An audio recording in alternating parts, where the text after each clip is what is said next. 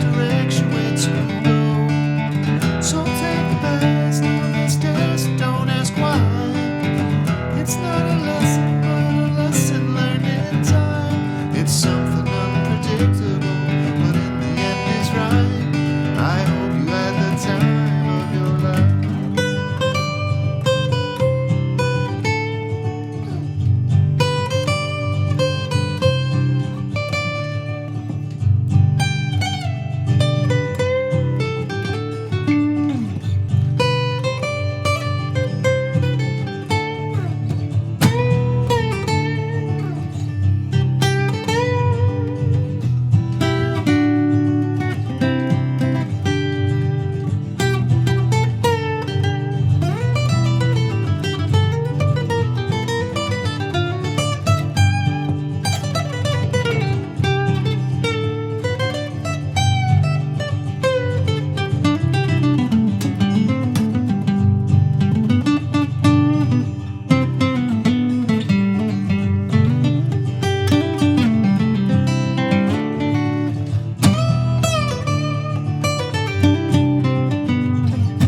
Hey everyone, welcome to MT Guitar. Today we're doing Good Riddance, Time of Your Life by Green Day.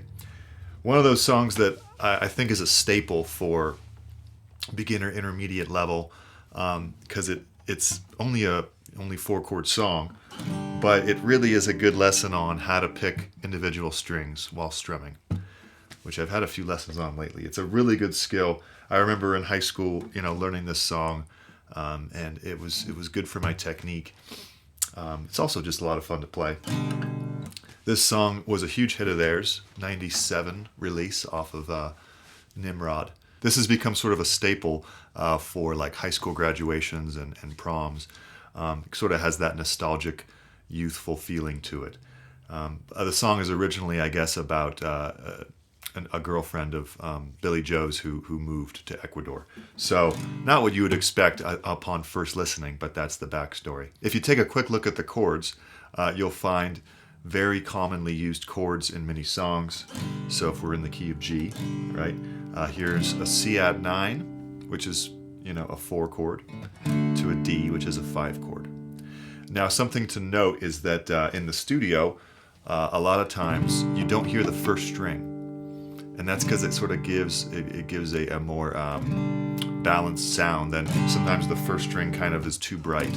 So a lot of times in the studio, maybe Billy Joe came up with this idea, but likely the producer said, hey, don't play the first string.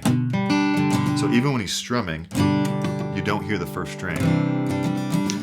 He starts to open that up about halfway through the song and you start hearing the first string. But for 2/3 of the song or so, we only hear the first 5 strings. And that's actually quite common for studio guitar parts. It's just one of those things that the first string sometimes is a little bright. So I'm going to teach you that, but I'll also teach you just sort of a beginner version just to get going. But the fun part, in my opinion, is sort of that part right there. If you're wondering what this thing is, my pickup went out on my Taylor 714 CE, so I'm getting that fixed later today, I hope. But I have this mini flex dual sort of condenser mic pickup that I use for my flamenco and classical guitar, and I really wanted to use the looper. So I decided, you know what, let me just string that up. It doesn't sound quite as good as the Taylor pickup inside, because that's meant for more of a natural flamenco classical guitar. But anyway, that's what that was. I'll also teach you the string part.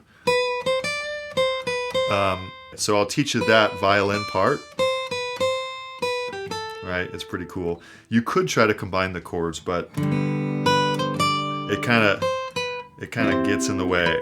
You will probably all know how I like to combine chords and melody, but on this, it's a little bit much, so I would just recommend just learning the melody by itself. And if you want, you can play along with a loop or the recording or me. So check out the tab on the Patreon, and I'll have it all written out there for you. Go ahead, subscribe, hit the bell icon, the thumbs up. Good to see you all. Let's jump on in. All right, so we're going to get our G chord ready. And it's the type of G where the 3rd fret's on the 2nd string, right? You could hold the pinky there. I tend to, just as a habit, but you're not going to really need it for for quite a while, so it's up to you if you want that pinky there. Won't make a difference really for now. So what we're going to do is a down on the bass strings to start.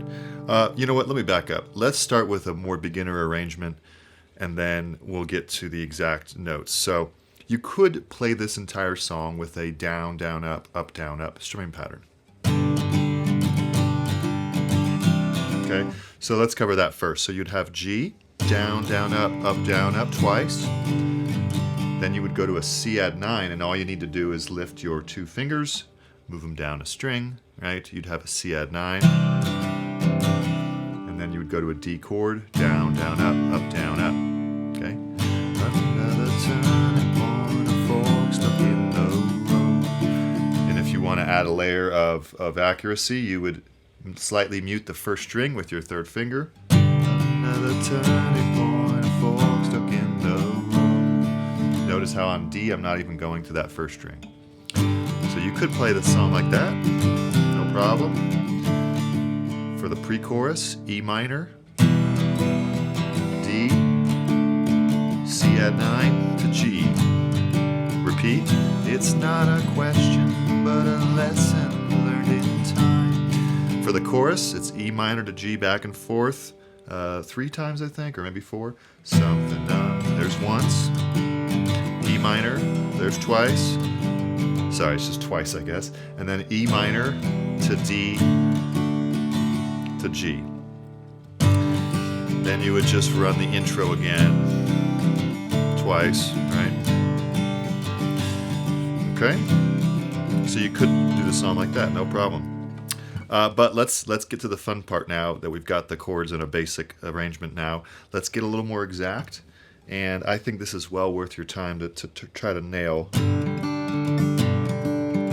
Now, I'm going to be honest. I in terms of exact accuracy, he's doing bass, bass again. But I only do bass once because I like this sound a little better when it's just bass once every bar. So I'm going to teach you that. But on the Patreon, there is a tab with his exact part where he's hitting the bass twice. But it's a little too much jumping back and forth for me, and it's kind of, well, it's just a different sound a little bit. So I'm going to teach you my version here. So you're going to hit the 3 bass strings. Now we're going to do our riff. So 3rd string, and you're going to do alternate picking. So it's down, still, down, up, down, up. Okay? So that doesn't change. Down, down, up, down, up. But we're going to highlight these strings here. Down, 3rd, 2nd, 3rd, 4th, 3rd. Okay, so slow would be. Right. So don't do it fast right away. Right there. That's the essence of the song. Okay, and again, just to highlight the difference between what I'm doing and what he did on the studio recording, he went like this: bass, 3rd, 2nd, 3rd, bass, 3rd. But I don't really like that big jump there. Okay, obviously it's possible, but I like this tighter sound. Okay, then when we go to the C add 9, again, move those fingers down a string, same exact thing, 3 bass strings, right? And then 3rd, 2nd, 3rd, 4th, 3rd, and then D, and then the 3 bass strings happen to be the 4th, 3rd, 2nd strings, right? And then you go 3rd, 2nd, 3rd, 4th, 3rd. So let's do that entire intro there. Ready? C,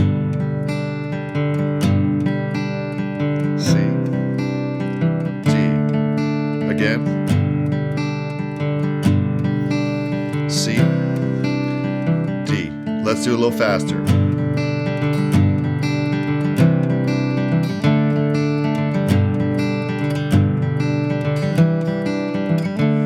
Such a good right hand workout. You could even do that to warm up, you know.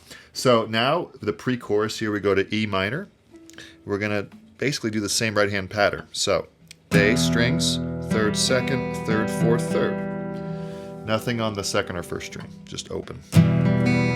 Okay, D chord, same thing. C add 9, G.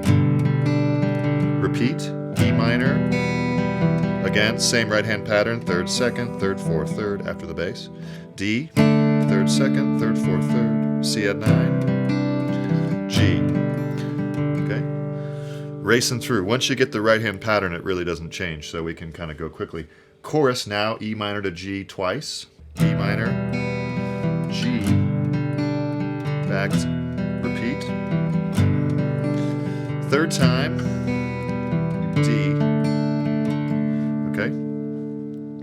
After that happens, he just starts strumming. So we will too. And it's actually a really good strumming lesson because, again, we're going to mute the first string barely with our third finger, but he accents some interesting beats here. So let me just play it first and then I'll talk about it.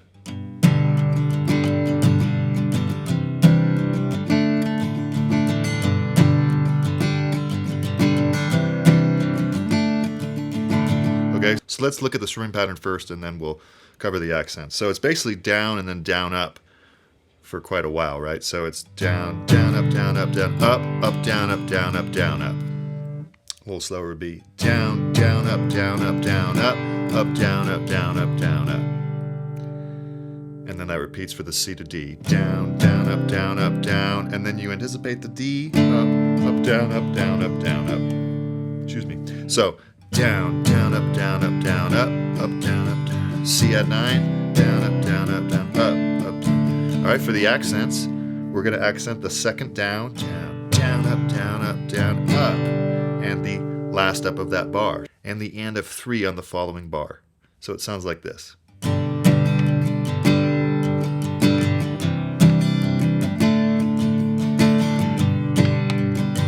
And when he's not accenting, he's kind of just hitting the bass strings. Bass, down. Right, sped up would be.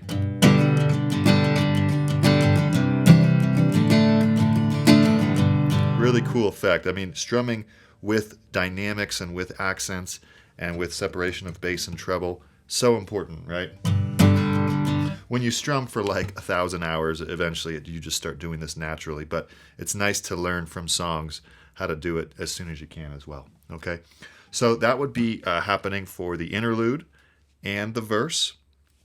So, you know, at any point you can just decide to throw in the first string. He kind of starts to throw that in by the second verse. Down, down, up, down, up, down, up, down, up, down, up, down, up. Pre-chorus, same thing. Down, down, up, down, up, down, up, down, up, down, up, down, down, up, down, up, down, up. Chorus, anticipating the G. Down. Okay, let's cover the string part. It shouldn't take too long. You know, it's first string, okay, 7, 8, 10. 8, 7, 8, 8, 10. Okay, so that's 1, 2. All right, repeat. This time 8, 10, 10. Now the slightly difficult part goes up to 15th fret. And you know, there's a couple ways to do it, but it's a 15th fret, 14 slur, 15, 14, you know, hammer on pull off kind of thing. And then slide to 12. 15, 12, 13, and then 12, 13, 12 slur. You know, hammer on pull off. 14, 12, 14, 11, 12. So that would be that whole thing would be. Okay. Then it's 7, 8, but this time go up to 10 with your middle finger for a hammer on pull off on 12. And then 8 to 7 pull off. And then 8 slur, 7, 8, 7. 10, 8, 10. So that would be okay, all G major. Then when it goes to the pre-chorus in terms of the chords, it goes to, you know, 7, 10, 8, 10, hammer on, pull off, hammer on. Actually, don't hammer it on, just pull off, 10, okay? 8, 10, 7. Now a little dyad here, it means 2 notes at a time, so 9, 8, okay? 9, 8 on the 3rd, 2nd strings for E minor, 7, 7 for the D, down a whole step, 5, 5, to 7/8 for the G. So that would be 2, 3, 4, 1, 2, 3. 2, 3, 4, 1, 2, 3, 4. Nice. And then he starts singing something unpredictable. Okay, so that's the entire song, because then it just goes back to chorus, interlude, chorus, and outro. And the outro is just the intro picking pattern. All right, so we kind of sped through it because the violin part was a little bit optional, but really I would spend most of your time on this part. Get that nice and quick and up to speed, but start slowly, right? So there you go. Hopefully you've enjoyed as I have, and good luck.